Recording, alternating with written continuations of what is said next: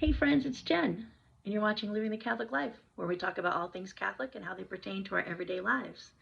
And today's topic is going to be annulments. And it's a very touchy subject for some people, and it's also one of the most misconstrued concepts of the Catholic Church. So let's dive into it. So, what actually is an annulment? A lot of people say and think that an annulment is what they call, a Catholic divorce. It's not a divorce, folks. What an annulment does is declares that the marriage was never valid to begin with. Has nothing to do what happened during time of said marriage. Nothing to do at all with that. It has everything to do with the circumstances surrounding you as a couple before your marriage. And most priests hope to fish that out during pre-canas. But as you can see, it doesn't happen often. But I don't even know if they would even really, dig too awfully deep because trying to tell a young couple they're not going to get married anyway, right? But anyway, there are some circumstances, three mostly that I'm going to talk about. There are a few more and subshoots from those three major ones, but ones that you're mostly gonna see as like the main reasons for why a Catholic tribunal would give an annulment. And the first one is for psychological reasons. Like if for some reason the person when they were married were not sane enough or with it, say enough to discern uh, the marriage state and what kind of situation that would mean and what it actually means. Um, or for moral reasons, if there was some kind of situation by either one in the couple that would make it impossible for the other to marry, um, or if you were coerced into getting married, like if you got pregnant and you were forced into it, it wasn't completely of your own volition, um, or it was done to eradicate a sin of that.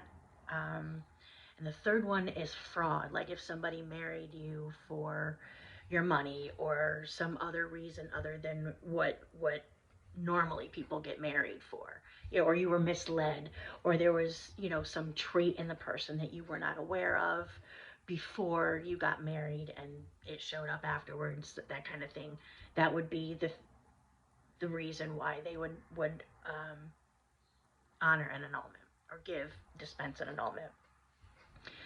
Another misconception about annulments is that it is a way for the church to make money. And yeah, maybe that, I don't know. I mean, there's a lot of crazy things that have gone on in the church in the last 2,000 years. But I can say, as of 2015, that annulments are free. Free, completely free. From top to bottom, no charge for any part of an annulment. So that misconception can just go away for now. It may be have been done that way for other motivations. I don't know, but whatever it is, money should no longer be a hindrance for people to not get an annulment and return to the church. So, as my headline says, how two annulments and three marriages. How is it possible to be a Catholic and to be in that situation? And it's not easy for me to post that information online because as a Catholic, it could be portrayed as kind of shameful that that's happened. That this is a situation I've been put in, but I'm willing to do that because if anyone who watches this video realizes that this means that there is an opportunity, that the church does forgive, the church does acknowledge that mistakes are made and sins are made and reparation can be made and things can go right back to where you want them to be and to be in a state of grace and a person of good standing in the church. So to give you a little bit of inspiration and some insight and some help maybe with your situation, I thought that I would give you a generalization as to the story of my life and how I got in this predicament. So we'll just start with the first marriage. I was 19 years old when I started dating my first husband, and I got pregnant. And we didn't get married right away. My son was actually just over a year old when we got married, but I did ultimately marry him because I felt that I needed to make reparation for the sin I had committed, and fornication, adultery. I thought that getting married would solve the problem and would put me in good standing, which it does. Because I was still going to church every Sunday. I never stopped really um, going to church through this whole thing. Which when you're young, you're such a contradiction. Everything is a contradiction of secular and religious. When you grow up in a religious atmosphere, and they never really mix. But you try like crazy. At least I was still going to church every Sunday, I guess. But anyway, things did not work out. And I got an annulment based on the fact of moral standing, that he never had any intention of honoring the marriage state, nor did he enter the marriage state with any intention, good intention, let's put it that way. Um, so we were only married about 8 months. We separated, and it took 7 years for me to divorce him, because when you're 20 years old and immature, and same for him, if you just walk away from it, it never existed until it does. And in that 7 years, I had met someone else and had been cohabitating with him, so I didn't learn anything by that yet. God hadn't hit me over the head yet. And I had also gotten pregnant um, with this second man's child. And it was absolutely demoralizing and humiliating to have a situation where I had to go into family court and have the magistrate apologize to my first husband about me getting pregnant with this second guy, because as the law stands, my child from the second man would have been legally the ward of my first husband, because we were still married, even though we had been separated for 5 years, I think, at this time. That was my motivation. That was my motivation to at least get divorced, to get away from him. The second man that I was with was not Catholic by any stretch of the means, was not religious by any stretch of the means. Um, Looking back, I don't even know why I was in that relationship, but I have my beautiful daughter for that. So that is something to be said for that. But so, anyways, I did get the divorce. I did one of those do-it-yourself divorces where you go get the kit at the stationery store for $275. I did my own first divorce, people, so that's possible too. That is doable. It's sometimes not easy, but it is doable. So that's something good to know too. So here I am, 25 years old. I am divorced from my first husband. I am not annulled yet. Um, and I'm with my second husband, but not married yet. But we did get divorced from my first husband. Shortly thereafter, I did marry my second husband for the same reason that I married my first, which is so crazy, especially since I'd been with him for however long. But I thought, oh, finally, I've got my first marriage all straightened out. Now I can make my second marriage right, thinking I'm making up for whatever, instead of just admitting the sin, confessing the sin of fornication, cohabitation, all those things, adultery, and moving on. I should have never married this man, but I did. And it was not a Catholic wedding, obviously, because I wasn't annulled. It was done by a minister. It was a destination wedding. And we ended up being together 10 years after that. We were together for a total of 17 years. But we ended up finally in divorce. And that's when God hit me over the head. At that point, I was done with men. I actually was like, I'm never, ever getting involved again. I jump in too easy. I have, the wrong choice in guys and all this whole thing. And I actually prayed to the Holy Mother and I said, Holy Mother, I never want to be with a man again. And the only reason I would be with a man again is if he was A, B, C, D, E, F, G, H, I, J, K, L, M, N, O, P, right? All these reasons, including, willing to be Catholic, go to church with me, pray with me, help take care of me, take care of my family, be good to my children, blah, blah, blah. I mean, I made this list of it was like a rap sheet, like some career criminal rap sheet, I'm like, it's never going to happen, so I'm good. And I started working on myself. And so I got an annulment from my first husband.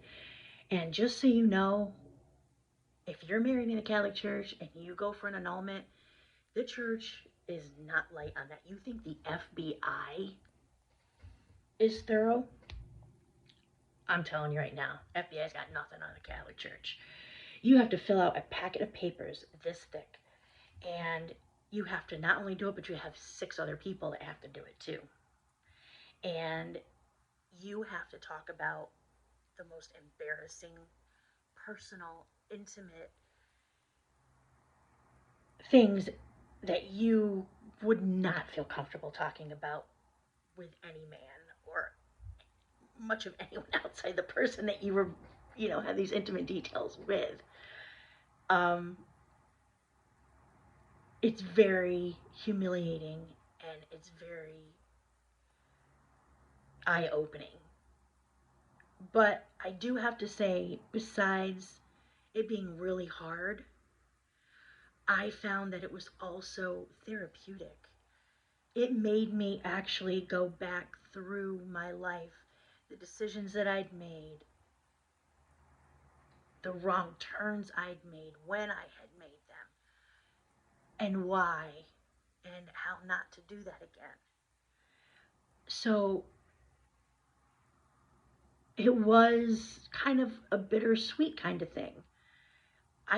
As far as my first husband was concerned, I was over the man, but I wasn't really over what had happened. And I think going through that annulment process really helped to straighten that out for me. And I really think that it wasn't all bad. It was tough. It was arduous, but it wasn't all bad. The good thing was when I went for my second annulment, to make myself completely free and clear of mortal sin and to be able to begin to make reparation for the way I'd lived my life for the last 25 years. They just simply sent him a letter saying, your marriage is annulled because it had not been done in the church and it was my second marriage, which was a godsend because by no means did I ever want to have to visit that situation again. I do have to say as well, in defense of the church, as far as people thinking that, they're just dispensing these annulments like crazy and they're not making people responsible. That is not true. I actually had a clause and a stipulation in my second annulment that before I ever considered being married again, I did have to go to therapy. I did have to prove that I would show in good faith that I was able to be in a long-term relationship and keep it stable because of my being a serial matrimonialist. That was a good joke, right? But no, seriously, they made no bones about that if I was to marry again, that I would have to go through this counseling. And they just didn't. It's like, okay, We did it once. Shame on you. We get second time, shame on us. Now we're not doing this again. Like, you're not getting, this is it. Like, this is the end of the road for you. So I took that, and I took it seriously, and I think it's good. Not only did the church want to get me out of that state of sin that I was in, but also wanted to help me fix it, which is wonderful. And I've always lived my life that way. You can ask my children that. I will certainly berate you for your wrongdoings, but then I'll say, okay, now let's pick this up. Let's pick this up. Let's fix it. Let's acknowledge what we've done wrong, and we're gonna fix it. And I'm gonna help you now. And that's what the church is. The church is our mother, and she will always help us get to where we're going. So, wouldn't it be funny that after I had just said, I'm done with men, I'm done, I'm over it, I meet my third husband. And he is A, B, C, D, E, F, G, H, I don't know, right? He's all these things. And I'm like, oh, Lord, oh, are you kidding me, right? Don't put me through this again. I can't do this again. I can't do it. But it was true. And he's the guy. And so we set a date to be married. And so then the priest comes to us and says, oh, you can't be married when you want to be, because now your fiance needs to go through the annulment process because he was married civilly 25 years ago. But because it was his first marriage, they required the long version. So when you're trying to live your life the right way and make changes and live for God, and I was cohabitating with him, so I didn't learn my lesson there apparently, but I know now that I wouldn't have been able to keep him at that point if I didn't follow the secular way, but he was on his way to making the changes. And we did live a chaste life. For 2 years, it took us to sort out all of these issues and actually get a date set for us to be able to get married. And in that time, it was wonderful, though. It gave him time to go to RCIA classes and to be confirmed, to learn about the Catholic faith. And he goes to church with me. He prays with me. He has the same beliefs as I do.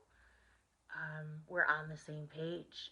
And I know it's not conventional as to how we got there, but I think it's a perfect example as to how you can make change, how you can affect change. And I always used to tell my mother this when she would, always ride me for, my sins, which every parent does, and they should. I'm like, Mom, I'm in the tunnel. I'm like in the middle of the tunnel, and I don't want to turn around and go back. The only way out is to turn and deal with what I have and go forward from there. As long as you go forward and you can see the light at the end of the tunnel. And if you go towards God, the light at the end of the tunnel is never a train. It's never a train. It is actually the light of God. And through that, and with the help of the church, my husband and I now have been together 10 years, and we are crazy happy. We put God first. We're in church every Sunday. We pray together. We live the life in our marriage as a sacrament, as it should be, in union with the Holy Spirit. So, I guess in closing, if you've ever felt like you could not come back to the church because of a marriage, an annulment, you know, something like that stopping you from being back to the church, don't let that stop you. Find a priest, find a Catholic friend, find someone that can hook you up to get you back into the good graces of the church, because there's nothing better than to have that feeling and that grace of being able to be right with God. I might do another video on annulments because I know there's some other questions that you guys probably have about them that I didn't touch on today. But I just wanted to start here to let people know that it is possible. It is possible to make mistakes and to come back. As St. Faustina said, she said, God refuses his mercy to no one, to bring them to me, and I will show them mercy. So with that, I'm going to say that's all and say goodbye. God bless.